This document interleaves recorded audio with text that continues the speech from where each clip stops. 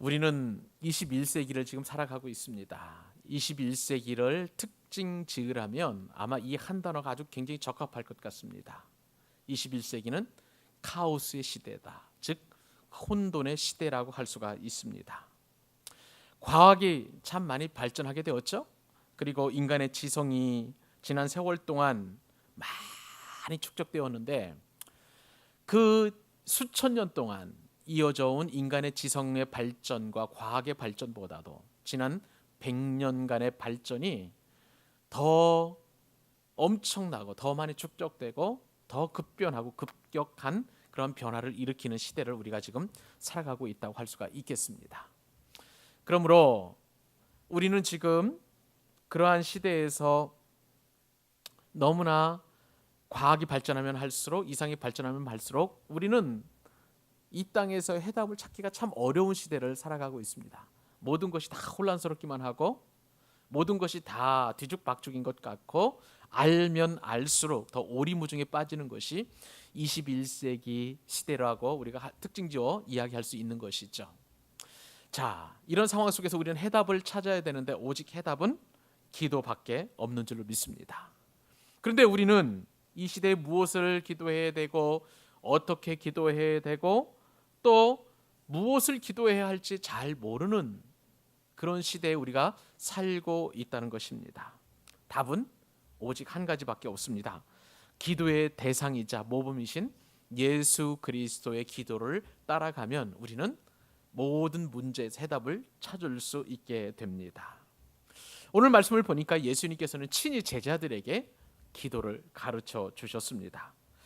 주기도문으로 우리의 기도의 모범을 삼는다면 우리 역시 기도에 대한 두려움을 없애고 그리고 인생의 모든 문제와 그 혼란에서의 정답을 찾아낼 것이면 틀림이 없을 것입니다.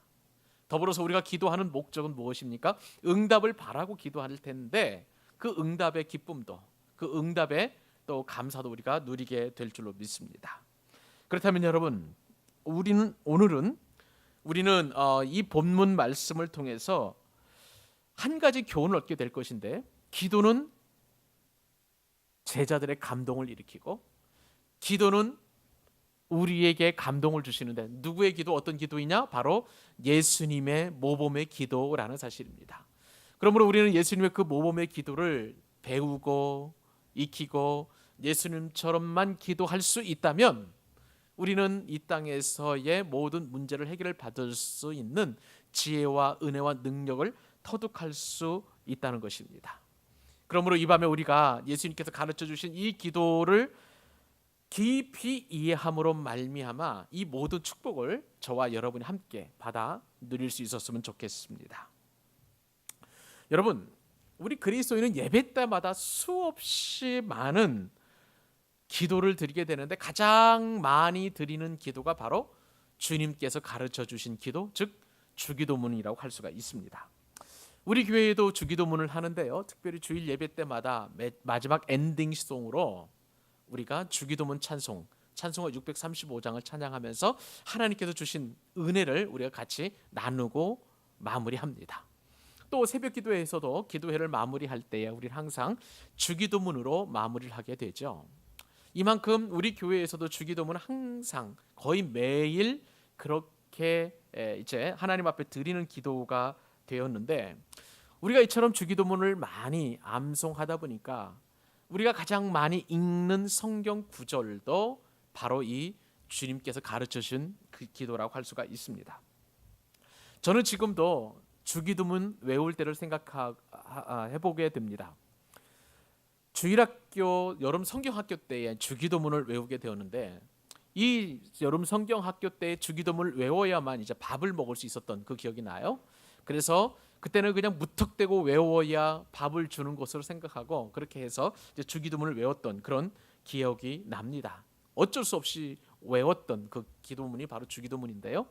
근데 어느덧 신앙이 성숙해지고 또 제가 은혜를 받고 나서 생각을 해보니까 이 주기도문의 은혜가 마치 엄청난 감동으로 제 마음 가운데 밀려오게 된 것을 경험하게 되었습니다. 그리고 세월이 좀 어느 정도 흘렀는데 세월이 흐른 다음에 지금 주기도문을 암송하고 외우게 된다고 해도 제가 예전에 경험했던 그러한 감동은 점차 사라지고 어느덧 주기도문에서 기도가 빠져버리고 제가 생각하기에는 그냥 주문이 되어버리는, 주기도문에서 주문이 되어버리는 그러한 기도문을 드리고 있지 않겠는가 하는 그런 자성을 한번 해봅니다. 이 주기도문은요, 초대교회 때부터 신앙의 선각자들이 이 주기도문을 그리스도인의 신앙의 척추라고 할 만큼 굉장히 중요하게 여겼던 그런 기도 내용입니다.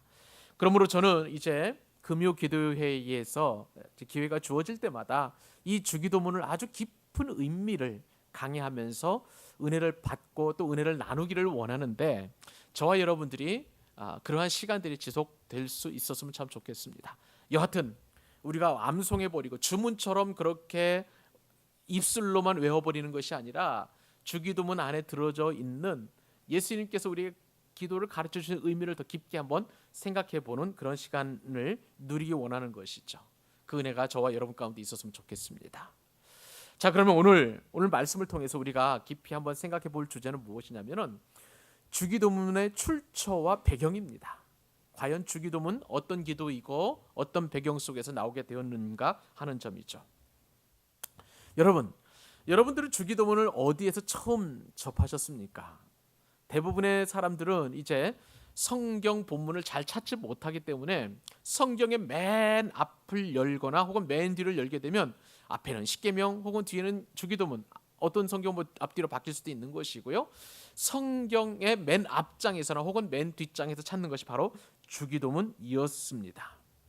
그런데 성경 안에는요, 주기도문이 두 본문에서 나옵니다. 하나는 마태복음 6장 9절로 13절 말씀하고, 또 하나는 오늘 저와 여러분이 읽었던 이 누가복음 11장 1절 그리고 1절 이외에 2절, 3절, 4절 이 석절에 걸쳐서 주님께서 가르쳐 주신 기도가 나와 있습니다. 이 가운데 우리가 보통 암송하는 이 주기도문은 누가복음 본문이 아니라 마태복음 본문에 기록되어 있는 내용을 저와 여러분이 암송하고 있습니다. 초대교회에서 이 주기도문을 선택할 때에 누가복음 대신에 마태복음을 선택한 그 이유가 있습니다. 초대교회 때부터 이 공예배 때 기도문을 고백할 때 언어적인 면에서나 혹은 형식적인 면에서 마태복음의 기도문이 누가복음보다 더 적합하다고 판단했기 때문에 모든 공예배 때마다 이 주기도문을 택해서 함께 읽고 암송했던 그러한 기록이 남아 있습니다. 그러나 우리는 마태복음 본문이 아니라 이 누가복음 본문을 가지고 주님께서 가르쳐 주신 그 기도의 의미를 더 깊게 생각을 해보고 싶은 것입니다. 놀랍게도요, 이 마태복음의 주기도문과 그리고 누가복음의 주기도문은 여러 가지 면에서 좀 차이점이 있습니다. 내용이 다를 뿐만 아니라 길이 측면에서 보면은 이 마태복음 주기도문 본문하고 그 다음에 누가복음 본문과는 좀 많이 다릅니다. 그 이유가 있는데 그것은 두 복음서의 독자층이 서로 다르기 때문에 그렇습니다. 마태복음은 유대인들을 대상으로 기록한 그 성경이기 때문에 좀 더 구약 그 성경의 배경을 두고 있고, 그리고 유대인들에게 적합한 언어로 이렇게 주님의 기도가 기록되어 있는 것이고, 우리가 아는 것처럼 이 누가복음은 이방인들을 대상으로 한 그런 기록한 복음서입니다. 그래서 마태복음 본문하고는 이 주기도문이 좀 다르다는 것을 우리가 깊이 생각을 하고 주기도문에 우리가 깊이 상고할 필요가 있는 것이죠. 그런데 이 표면적인 이유보다 더 근본적인 차이가 있습니다. 그것은 마태복음은 예수님께서 이 교훈을 주신 구체적인 배경을 제시하지 않지만 누가복음은 구체적으로 이 주기도문이 나오게 된 그 배경을 기록하고 있다는 것이죠. 우리가 좀 번거롭지만 우리 마태복음을 한번 넘어가서 예수님께서 왜 이 주기도문을 말씀하셨는지 마태복음 6장을 한번 넘어가 보십시다. 우선 마태복음 6장에 9절 말씀 한번 보십시다. 여기 보면 주기도문 처음에 시작이 이렇게 기록되어 있습니다. 같이 한번 읽어보십시다. 시작.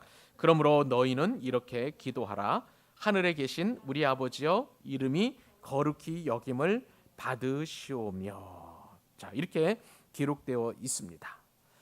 그런데 오늘 우리가 읽었던 또 누가복음으로 다시 넘어와서 11장 1절과 2절 말씀 한번 보십시다. 자, 거기 한번 읽어볼까요? 누가복음 11장 1, 2절 같이 읽습니다. 시작.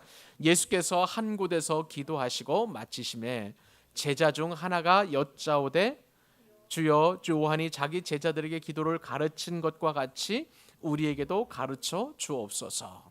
예수께서 이르시되 너희는 기도할 때에 이렇게 기도하라. 자, 여러분, 이 말씀에 따르면 마태복음은 그냥 바로 주기도문으로 시작하죠. 그러나 누가복음에는 그 주기도문을 하기까지의 배경이 간략하게 1절 가운데에 기록되어 있습니다. 이제 그 배경은 제가 조금 이따가 더 자세하게 좀 설명을 해 드리겠습니다. 자, 그러면 우리가 누가복음 배경을 살펴보기에 앞서서 마태복음 배경을 보면은요, 하늘에 계신 우리 아버지여 이름이 거룩히 여김을 받으시오며라고 하기 이전에 더 복잡한 예수님께서 이 주기도문을 가르쳐 주신 그 이유가 기록되어 있습니다. 어디에 기록되어 있냐면요, 주기도문 앞에 본문인데 마태복음 6장 5절, 6절, 7절, 8절 말씀 우리가 읽어봐야 합니다. 자, 그럼 다시 한번 마태복음으로 넘어갑니다. 자, 읽겠습니다. 마태복음 6장 5절부터 시작. 또 너희는 기도할 때에 외식하는 자와 같이 하지 말라. 그들은 사람에게 보이려고 회당과 큰 거리 어귀에서 서서 기도하기를 좋아하느니라. 그들은 자기 상을 이미 받았느니라. 너는 기도할 때에 내 골방에 들어가 문을 닫고 은밀한 중에 계신 내 아버지께 기도하라.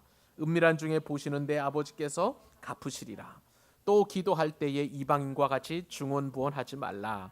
그들은 말을 많이 하여야 들으실 줄 생각하느니라. 그러므로 그들을 본받지 말라. 구하기 전에 너희에게 있어야 할 것을 하나님 너희 아버지께서 아시느니라. 그러므로 그들을 본받지 말라. 구하기 전에 너희에게 있어야 할 것을 하나님 너희 아버지께서 아시느니라. 예, 이렇게 기록되어 있습니다. 자, 여기 마태복음 본문의 배경은 뭐냐면은 유대인들이 사람들에게 보여주려고 기도하고 있었다는 것입니다. 그래서 예수님께서는 그것에 대한 반대적인 교훈, 반대급부로 예수님께서 마태복음에 있는 주기도문을 제자들에게 가르쳐 주셨다는 것입니다.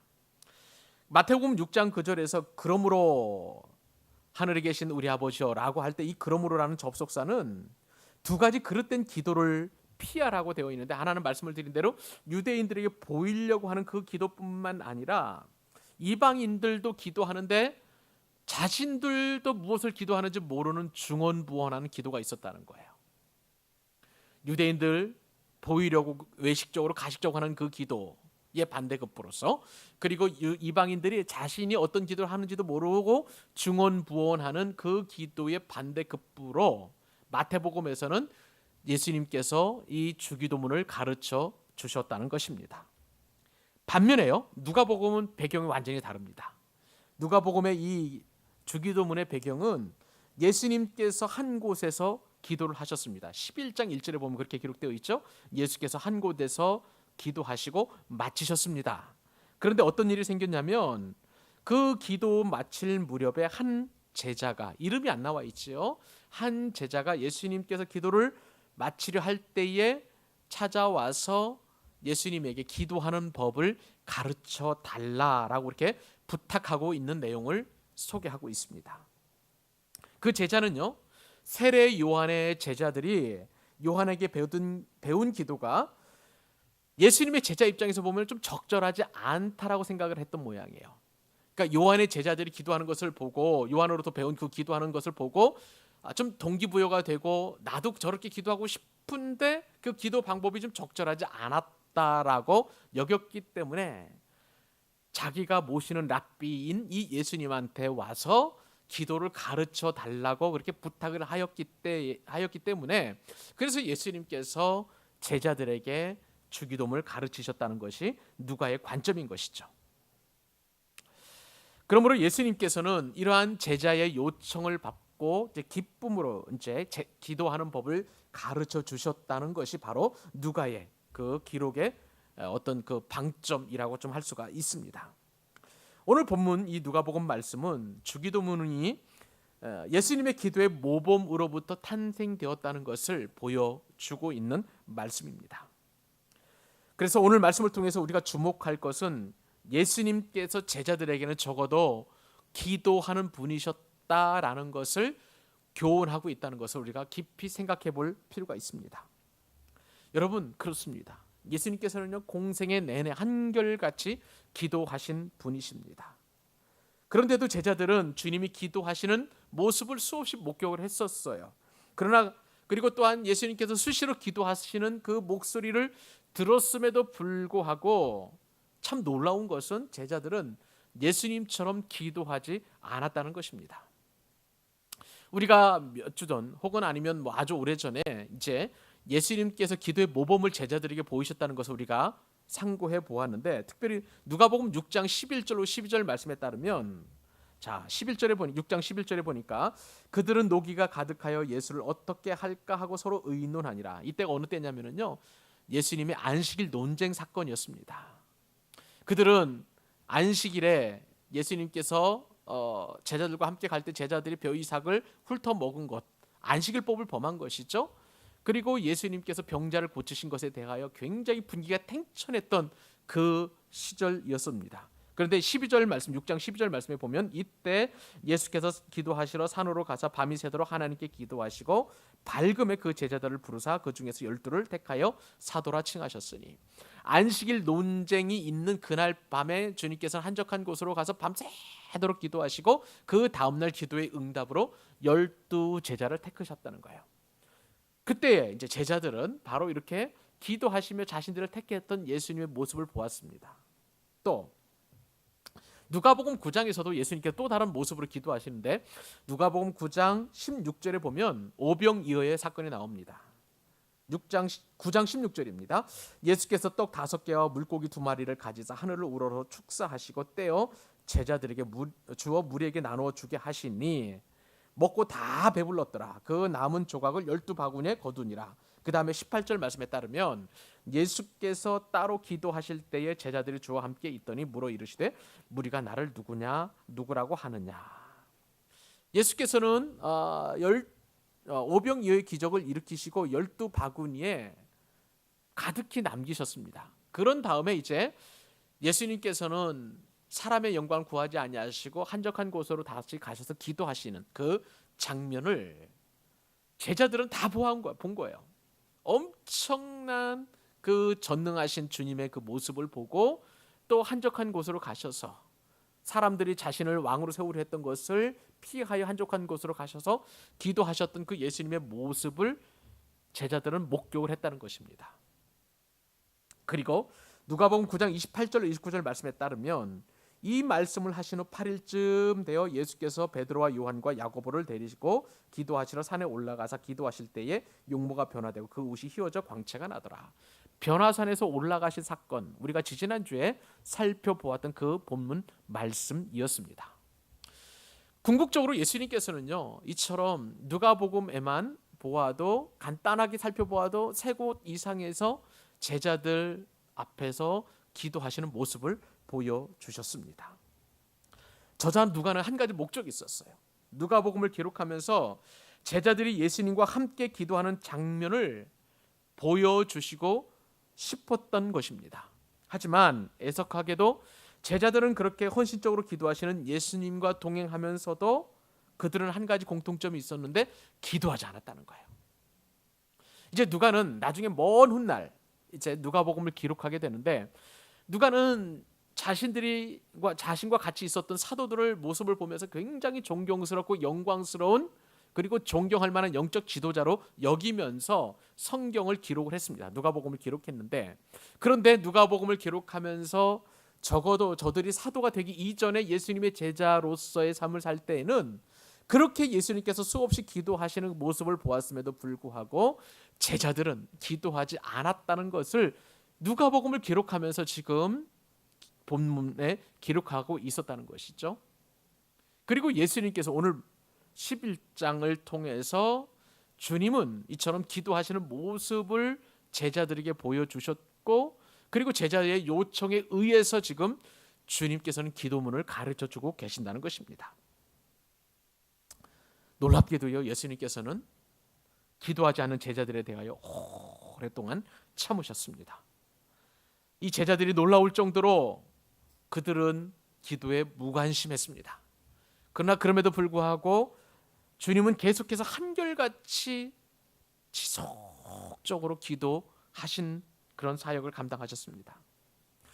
이렇게 예수님께서 말없이 기도하시고 또 특별히 기도에 대하여 무언의 말씀을 하시지 않으셨지만, 그러나 그 모범을 보면 제자라면 예수님처럼 그렇게 기도하였을 텐데 그들은 무던히도 기도하지 않았어요.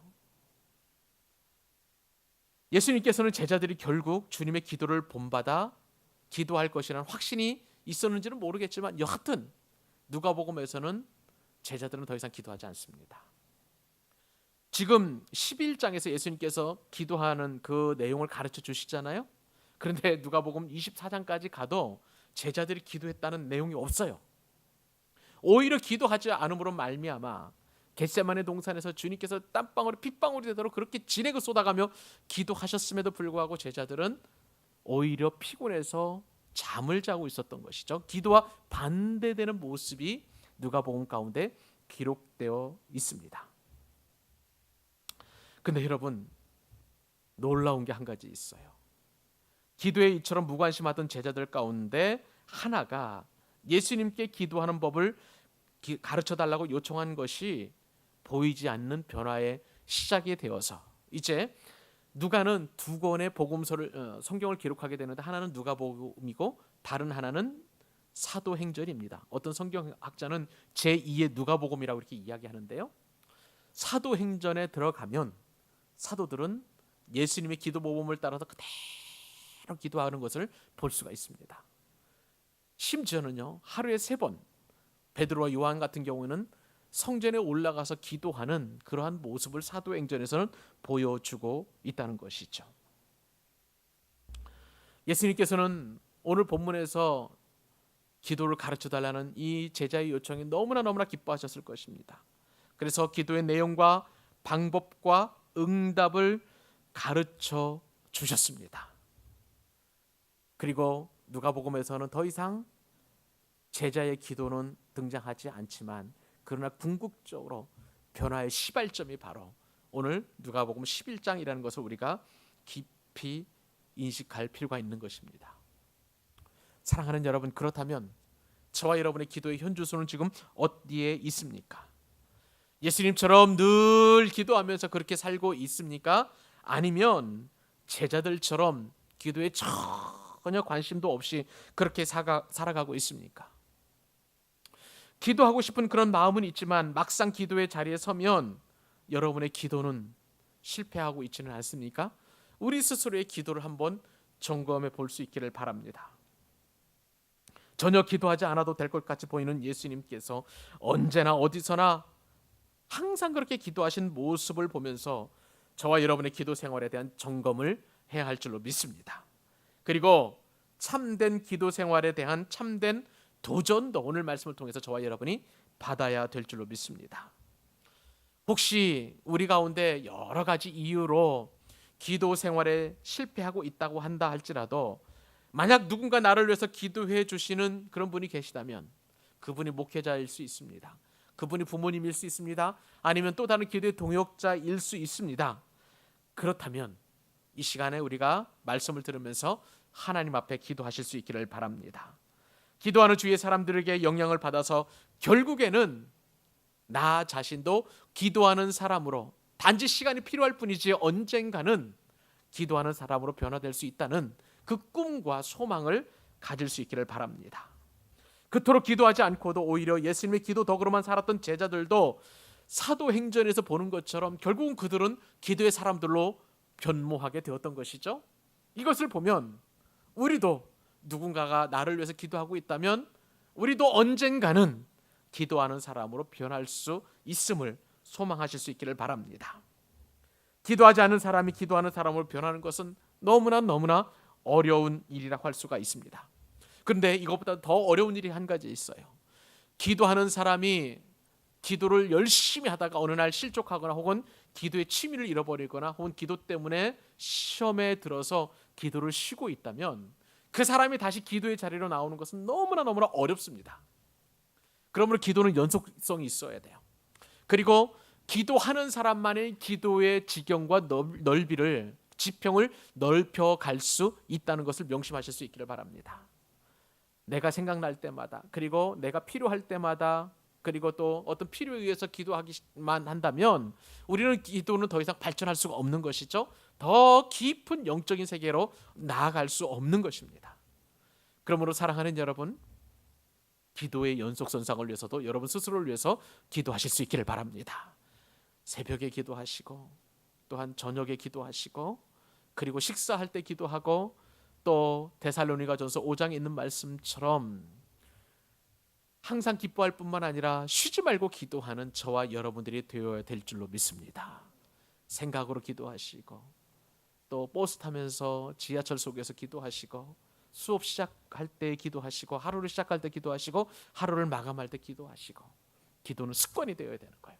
예수님처럼 습관이 될 때에 그 기도는 차원을 달리하는 기도의 세계로 나아갈 수 있는 것입니다. 사랑하는 여러분, 오늘 말씀을 통해서 우리에게 주시는 그 놀라운 도전을 기쁨으로 받아들이십시오. 기도를 가르쳐 달라는 그 제자의 요청에 주님의 마음이 얼마나 흡족하셨을까. 내가 지금 기도가 안 된다면 주님, 나에게도 기도를 가르쳐 주옵소서. 기도를 잘 할 수 있도록 그렇게 입술을 열어주시고 생각을 열어주시고 지성을 열어주시고 필요하면 방언도 허락하여 주옵소서. 더 필요하다면 기도의 지경과 지평을 넓혀주셔서 내 자신의 안위와 평안만을 위해서 기도하는 것이 아니라 나보다 어려운 이웃들, 가난한 사람, 억압받고 압제당하는 그런 그리스도인들, 나라와 민족과 열방을 위하여, 그리고 주님의 몸된 교회를 위하여, 그리고 내가 사랑하는 그 사람들을 위하여 기도하는 기도의 지평을 넓혀간다면 주님께서 우리와 함께 하시고 우리와 동행해 주시고 우리에게 이루 말할 수 없는 기쁨과 소망과 은혜를 주실 줄로 믿습니다.